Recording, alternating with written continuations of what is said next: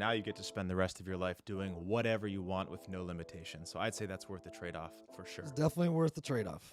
Now, MLMs, network marketing, pyramid schemes, they get a bad rap, but I believe there's a lot of benefit, especially when you're starting out. Sure. Tell me a little bit about your intro with MLMs and why that helped you as an entrepreneur. Well, it's funny now because now almost everything is trying to figure out how to create an affiliate program. Mm-hmm. So an affiliate program is the exact same thing as multi-level, except your affiliate levels just keep going like, this. It's the same thing. Affiliate program is a great way to rename multi-level marketing. So a 2-level affiliate is just a legal kind of denotation. 3 levels is now underneath the law. So people think it's a marketing label. It's not a marketing label. It's actually a legal label. Interesting. I didn't know that. Yeah, if you have 3 levels or more, you're a multi-level marketing company. If you stop at 2, you're affiliate or party plan. And are you treated differently under the law as an MLM? Yeah. So, bottom line is if the company is selling, and actually the law is 2/3, 1/3. If if 2/3 of your revenue as a company comes from customer acquisition, and less than 1/3 comes from the purchases of your distributors, then you're fine.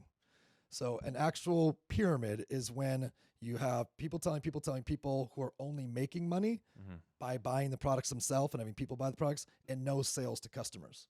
So we use the multi-level marketing compensation model to drive customer acquisition, right? So the companies that do that are really just intelligently compensating people. Yeah. But there's no distinction from a company that does it wrong and a company that does it right.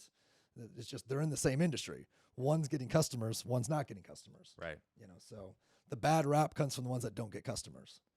I think one of the strongest things or arguments for MLMs is their sales training and their ability to brainwash you in a good way, the way that you were by your MLM. It was your introduction into business that you may have never had without that opportunity and them prospecting you. Do you think MLMs are a good way for entrepreneurs to start to get into the action? I think it's the only place to start because anything else you're starting, yes, you can plug into communities or podcasts or content, but to plug into something where there's a line of people who are incentivized to see you grow, win, and succeed. They're literally, they're getting paid off me. Yeah, so they want you to succeed. The more you make, the more they make. So logically, they're going to pour into you to see you succeed. Who else is going to do that when you open a restaurant? Nobody. That's why they all fail. Right? This is why 90% of all businesses fail in the first 3 years, 95 fail in the first 5 years.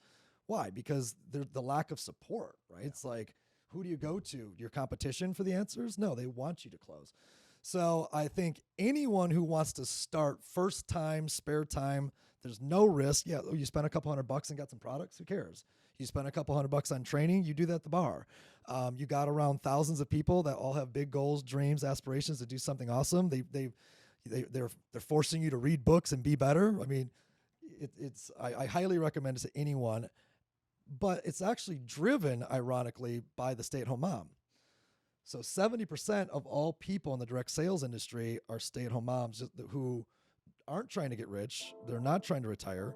They're just trying to make an extra $2,000 a month and not have to talk to 5-year-olds all day long and still come in and out of a business that's challenging them and fun and interesting around products that they really like and enjoy, that's growing them. And a lot of them hit it huge. 10, 20, 30, 100 grand a month, especially now with social media.